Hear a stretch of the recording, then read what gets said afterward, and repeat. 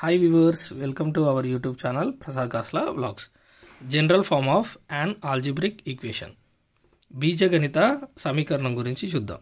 బీజగణిత సమీకరణం అంటే సంఖ్యలు, అక్షరాలు, గుర్తులు ఉండే గణిత వాక్యాన్ని బీజగణిత సమీకరణం అంటారు. అదేవిధంగా ఇంగ్లీష్లో చూస్తే an equation include the numbers and math operations is called algebraic equation.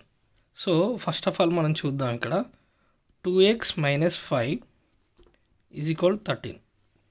ఇదొక ఆల్జీబ్రిక్ ఈక్వేషన్ అయితే దీనిలో వేరియబుల్స్ ఫస్ట్ ఇక్కడ x వచ్చేసి వేరియబుల్ అవుతుంది.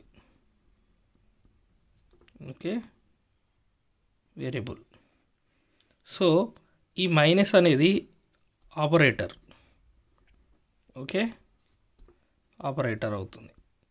నెక్స్ట్ వచ్చేసి ఇక్కడ 2 అనేది, ఇక్కడ 2 ఉంది కదా, ఈ 2 అనేది కోఎఫిషియంట్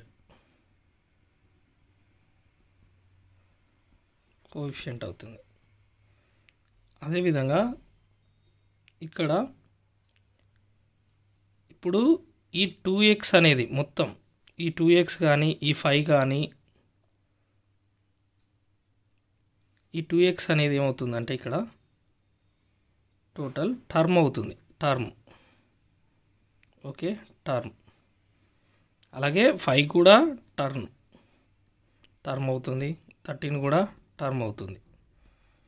బట్ ఇక్కడ 5 కానీ 13 కానీ ఇవి రెండింటిని మనం కాన్స్టాంట్ అంటాం. ఏమంటాం? కాన్స్టాంట్ అంటాం. ఈ టర్మ్స్ రెండింటిని కలిపి ఎక్స్ప్రెషన్ అంటారు.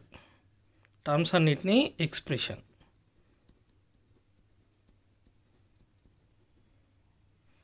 అదేవిధంగా ఇక్కడ ఉన్న టర్మ్ని కూడా ఎక్స్ప్రెషన్ అంటారు.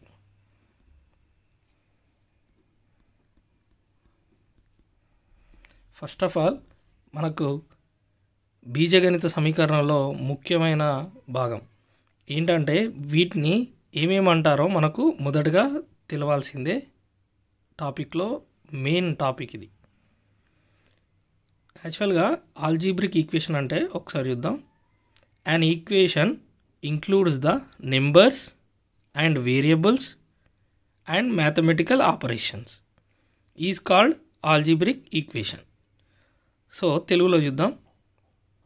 బీజగణిత సమీకరణం అంటే అక్షరాలు, గుర్తులు, అలాగే గణిత వాక్యాలు, వేరియబుల్స్